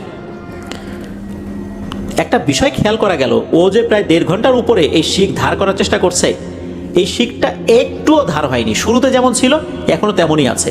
অথচ অন্যরা কিন্তু অল্প সময়ের মধ্যে 5 থেকে 10 মিনিটের মধ্যেই কিন্তু শিকের 2 মাথা চোখা করে ফেলেছে। অথচ এ কিছুই করতে পারেনি। অথচ সে ঘন্টার পর ঘন্টা ধরে সে এই শিকটা চোখা করতেই ব্যস্ত। এটা কিভাবে সম্ভব? যাই হোক, ওর আচরণে সবার একটু হালকা সন্দেহ হতে লাগে। ওরা নাস্তা শেষ করে গল্পগুজব করে মাংস কেটে এটাকে প্রসেস করে রাতের খাবারের উদ্দেশ্যে দুপুরে সেই চাচার বাড়ি, যেখানে ওনারা দুপুরের খাবার খেয়েছিলেন, যেখানে দাওয়াত ছিল, সেই বাড়ির দিকে রওনা দিলেন। নিয়েছিল রাতের খাবার শেষ করে এসে বারবিকিউ করবেন। কিন্তু এখানেই ঘটলো আসল ঘটনা। সবাই হাঁটা দিল ওই বাড়ির উদ্দেশ্যে, কিন্তু এই নাইম ভাই আর সাব্বির বাড়ির দরজা তালা দিয়ে ওদের পেছনে হাঁটার সময় লক্ষ্য করছেন যে আসলে এই দুজনের পিছনে আবার অন্য কেউ হাঁটছে। অথচ ওনারা তো টোটাল 8 জন আসছিলেন, 6 জন তো সামনের দিকে, এই 2 জন পেছনের দিকে। মনে হচ্ছে এই 2 জনের পেছনেও কেউ হাঁটছে। ওনারা একটু হালকা ভয় পেয়ে যান, তবে বেশি একটা আমলে নিলেন না বিষয়টা। ওনারা হাঁটতে হাঁটতে চলে যান সেই চাচার বাড়িতে। ওই বাসায় পৌঁছে রাতার খাবার খেতে বসেছেন, তখন গাজীকে নিয়ে একটা অদ্ভুত চিন্তা ওনাদের মাথায় আসে। খাবার খাওয়ার সময় ওনাদের সাথের এক বন্ধু ইমন খেয়াল করে গাজী ওর দিকে এক দৃষ্টিতে তাকিয়ে আছে, আর গাজীর চোখগুলো মনে হচ্ছে অনেক বড় বড় হয়ে আছে। এই দৃশ্য দেখে ওনাদের মাঝে সবাই ওর দিকে তাকিয়ে আছে যে আসলে ঘটনাটা কি। মনে মনে একটা চাপা আতঙ্ক সবার মাথার মধ্যে কাজ করতে থাকে। ইমন ভয়ে ভয়ে গাজীকে জিজ্ঞেস করে, কি রে গাজী, তোর কি আরো মাংস লাগবে? গাজী মাথা নাড়িয়ে হাসূচক সম্মতি জানায়। ইমন ভয়ে ভয়ে নিজের প্লেট থেকে সব মাংস গাজীর প্লেটে উঠিয়ে দেয়। সবচেয়ে আশ্চর্যজনক বিষয় ঘটে এইখানে যে গাজী দেখতে দেখতে 5 প্লেট ভাত আর মাংস সব খেয়ে ফেলে। গাজীর কিন্তু একটা খাদ্যাভ্যাস ছিল, সেটা হচ্ছে ও মাংস খেতে পারতো না। ও সবসময় মাছ আর সবজি দিয়ে ভাত খায়, আর ভাতও খায় কম। অথচ সে 5 প্লেট ভাত আর সব মাংস খেয়ে ফেললো। এটা কিভাবে সম্ভব? এটা দেখে সবাই অবাক হয়ে যায়। ওকে জোর করেও মাংস খাওয়ানো যায় না কখনো, অথচ সেই ছেলেটা গোগ্রাসে সব মাংস খেয়ে ফেলছে। তো এটা অবাক করার মতো তো অবশ্যই। আর এটা যে একটা প্যারানর্মাল বিষয় হতে পারে, ওনাদের সাথে থাকা সিডনি নামে এক বন্ধু গিয়েছিল, তার কাছে মনে হলো যেটা তো প্যারানর্মাল কোনো বিষয় হতে পারে। খাওয়া দাওয়া শেষ করে না সবাই ডিসিশন নেন যে রাতে আর ওনারা বারবিকিউ করবেন না, রাতে ওনারা এই বাড়িতেই থাকবেন। কিন্তু হঠাৎ এক বন্ধু বলে উঠলো যে বারবিকিউ না হয় না করলাম, ওখানে যে এতগুলো মাংস রেখে দিয়েছি, এগুলো তো একটা প্রসেস করে রাখতে হবে, তা নাহলে তো এগুলো নষ্ট হয়ে যাবে। সেগুলো অন্তত একটা সিস্টেম করে রাখি যাতে করে পরদিন খাওয়া যায়। কি আর করা, মাংসগুলো সিস্টেম করার জন্য এই নাইম ভাই, সিডনি আর সাব্বির ওই বাড়ির দিকে রওনা দেন। ভয়ের কারণে হাতে একটা সিগারেট ধরিয়ে রওনা দিয়েছেন। প্যাকেটে আরও কিছু সিগারেট ছিল, আর লাইটারটা তো ছিলই সাথে। কোনো সমস্যা ছাড়াই ওনারা ওই বাসায় পৌঁছে যান। ওখানে যাওয়ার পর কিছু কাজ শেষ করে আবার বন্ধুদের কাছে রওনা দিয়েছেন। কিন্তু বিপত্তিটা ঘটে ঠিক যখনই ওনারা ওই বাসা থেকে বের হচ্ছিলেন, তখন ওনাদের সামনে গাছের বিশাল বড় একটা ডাল ধপাস করে পড়ে যায় আর কি। অথচ বিন্দু মাত্র কোনো বাতাস হচ্ছিল না তখন। নাইম ভাই আর সিডনি খেয়াল করলেন যে ওনাদের মাথার উপর কারো পা ঝুলছে। ঘড়ির পেন্ডুলাম যেমন এপাশ ওপাশ দুলতে থাকে, মনে হচ্ছে একটা পা এপাশ ওপাশ দুলছে, একবার ডানে যায় একবার বায়ে যায়, পা থেকে ডানে, ডানে থেকে বায়ে, এইভাবে চলছে এই পায়ের ঝুলাঝুলি। তখন এই নাইম ভাই প্যাকেট থেকে আর একটা সিগারেট বের করে ধরার, কারণ ছোটবেলা থেকে উনি শুনে এসেছেন আগুনের সামনে নাকি খারাপ করে কিছু আসতে পারে না। এদিকে আরও দুটো সিগারেট ওনার বন্ধুদেরকে ধরিয়ে দিয়ে ওনারা রওনা দিয়েছেন। ওই দুই বন্ধু কিন্তু আসলে স্মোক করে না, কিন্তু সিচুয়েশনের কারণে তারাও হাতে সিগারেট ধরে নিয়েছে। ওনারা হাঁটা শুরু করেছেন। প্রতিমধ্যে একটা মসজিদ পেয়ে এই সিডনি যে সে দৌড় দিয়ে ওই মসজিদের ভিতরে প্রবেশ করে, বলতে থাকে, তোরা কি দেখছিস কারো পা ঝুলছিল আমাদের মাথার উপরে? আমি বাবু আর যেতে পারবো না রে, সকালবেলা ফজরে আজান দিলে এই মসজিদ থেকে আমাকে তোরা নিয়ে যাস, আমি খুব ভয় পাইছি, আমি আর আগাইতে পারবো না। ওরে আল্লাহ, এই পাটা কাটরে মাথার উপর দুলতেছিল, এটা তো কোনো স্বাভাবিক জিনিস না। এখন তো আমরা যেতে গেলে রাস্তায় আবারও ধরবে এটা, তখন কি করব? এর থেকে ভালো আল্লাহর ঘরে আসি, কোনো ঝামেলা নেই। এদিকে এই যে ঘটনাটা ঘটছে, সাব্বির যে সে কিন্তু বিষয়টা খেয়াল করেনি। যখন এটা শুনেছে সেও ভয় পেয়েছে। কি আর করা, অনেকক্ষণ বুঝিয়ে শুনিয়ে সিডনিকে সাথে করে নিয়ে আবার ওনারা হাঁটা শুরু করেছেন।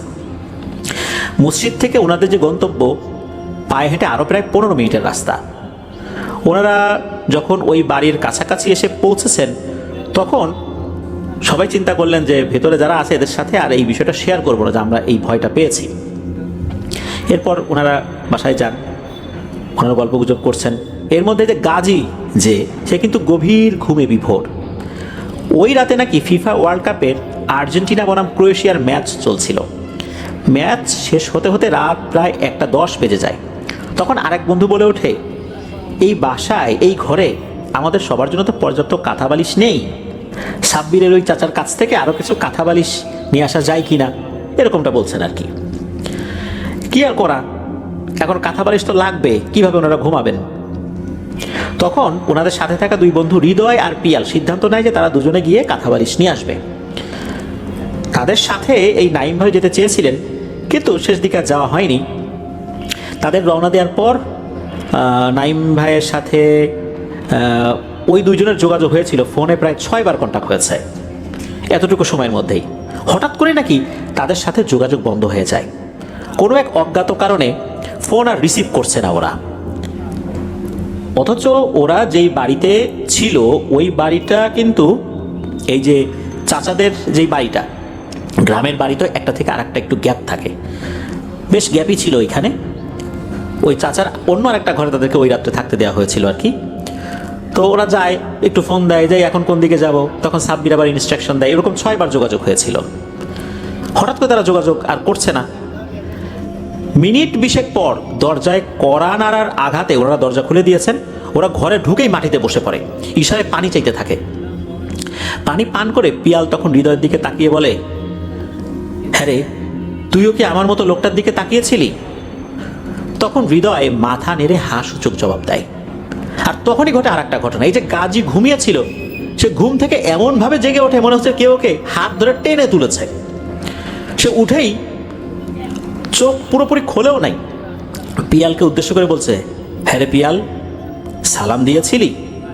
পিয়াল উত্তরে বলে, হ্যাঁ সালাম দিয়েছিলাম। তখন ওই ঘুমের ভিতরে গাজী বলে ওঠে, আজ শুক্রবার এবং সালাম দেওয়ার কারণে বেঁচে ফিরেছিস। এই বলে নাকি গাজী ঠাস করে বালিশের উপরে পড়ে যায়। মনে হচ্ছে কেউ ওকে টেনে ধরে বসিয়েছে আবার ছেড়ে দিয়েছে।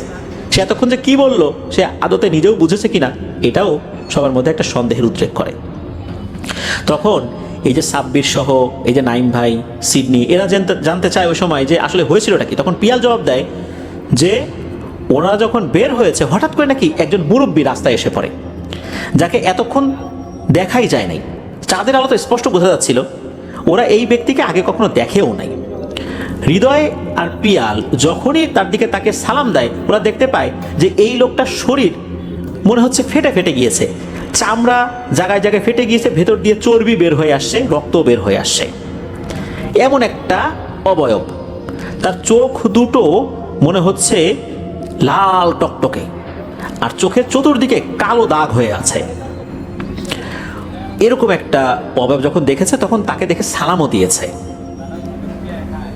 এইরকম একটা দৃশ্য দেখার পর এই হৃদয় আর পিয়াল দুজনের হাত ধরে দ্রুত হাঁটতে থাকে। আর তাদের কাছে চলে আসে, এই যে দরজায় কড়া নেড়ে ঘরে চলে আসে। এর মধ্যেই কিন্তু এত ঘটনা ঘটে গিয়েছে। এর মধ্যেই কিন্তু হঠাৎ করে মোবাইলের যোগাযোগ বন্ধ হয়ে যায়, তাদেরকে ফোনেও আর পাওয়া যাচ্ছিল না, ফোনও রিসিভ করছে না। যাই হোক, এরকম একটা ঘটনা ঘটে যখন এর মধ্যে ঘটে আরও আর একটা ভয়ঙ্কর ঘটনা। এই গল্প যখন নিজেরা নিজেদের মধ্যে আলোচনা করেছেন, তখন এনাদের মধ্যে এক বন্ধু, জানা হচ্ছে ইমন, সে জানালার পাশে বসে স্মোক করছিল। সে জানালার পাশে বসে স্মোক করছে, সে কিন্তু দেখছে না জানালার ও পাশে কি আছে। তখন ঘরের ভিতরে থাকা কয়েকজন দেখতে পায় সেই ভয়ঙ্কর দৃশ্যটা।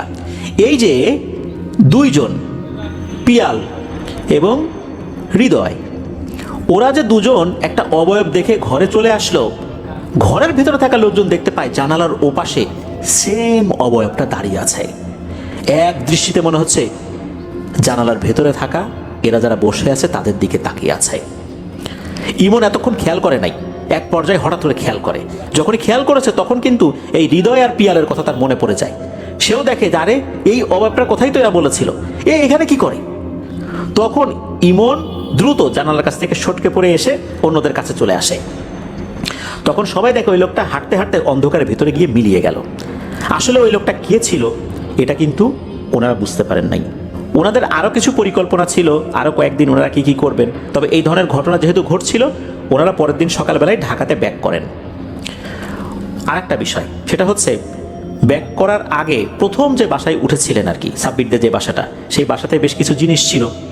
সেই জিনিসগুলো আনতে গিয়েছিলেন। আনতে যাওয়ার পর দেখেন এই যে মুরগিগুলো, অর্থাৎ মুরগির যে মাংসগুলো প্রসেস করে রেখে গিয়েছিলেন, ওরা পানিতে ভিজে রেখে গিয়েছিলেন। সকালে গিয়ে দেখেন এগুলো একদম কালো কুচকুচে হয়ে গেছে, পচে যায় নাই, মাংস দিয়ে কোনো দুর্গন্ধও বের হচ্ছে না, অথচ কালো কুচকুচে হয়ে গেছে। মনে হচ্ছে সবগুলো একদম কয়লার কালার ধারণ করেছে। ওনারা তো ঢাকায় ফেরত আসছেন। ঢাকায় এসে একটা অদ্ভুত রকমের তথ্য জানতে পারেন এই নাইম ভাই। একজন পরিচিত কবিরাজের সাথে যোগাযোগ করলে সেই কবিরাজ খালি একটা কথাই বলেছেন, যে তোমাদের যে বন্ধু গাজী, ওকে নিয়ে আর কোথাও তোমরা যাবা না, যদি যাও তোমাদের প্রাণহানি হতে পারে, ওকে নিয়ে কোথাও যাওয়া যাবে না। কেন যাওয়া যাবে না, কি কারণে যাওয়া যাবে না, এই বিষয়ে কবিরাজ কিছু বলেননি। তবে এতটুকু বোঝা গিয়েছিল গাজীর সাথে এমন কিছু আছে যেটা গাজীর জন্য যেরকম ভয়ঙ্কর হতে পারে, ঠিক তেমনি গাজীর সাথে যারা যাবে তাদের জন্য এটা ভয়ঙ্কর, আক্রমণাত্মক এবং ক্ষতিকর কিছু হতে পারে। হঠাৎ করে তাদের অনেক ক্ষতি করে ফেলতে পারে। এই জন্যই হয়তোবা বারবার কয়েকটি ঘটনা ওই বাড়িতে যাবার পর ঘটেছে। অথচ ওই বাড়িতে কোনো প্যারানর্মাল সমস্যা ছিল না, আশেপাশের প্রতিবেশীরাও কিছু বলেন নাই, সবাই তো আত্মীয় স্বজন, তারা তো বলতে পারতেন যে এখানে থেকো না, এখানে থাকলে সমস্যা হবে। ওরা কিন্তু কিছু বলেন নাই, কেন ওরা জানেন এখানে কোনো সমস্যা নাই। তাহলে এই যে সমস্যাগুলো হলো, বোঝাই যাচ্ছে গাজীর সাথে এমন কোনো কিছু ছিল যেটা এই ধরনের সমস্যাগুলো সৃষ্টি করেছিল। তো এটাই ছিল ঘটনা। ধন্যবাদ জানাচ্ছি জুলকার নাইম ভাইকে ওনার পাঠানো ঘটনার জন্য। প্রিয় লিসেনার্স, চলুন চলে যাব আমাদের এবারে থার্সডে নাইটের 186তম আয়োজনের পরবর্তী আরও একটি নতুন ঘটনায়।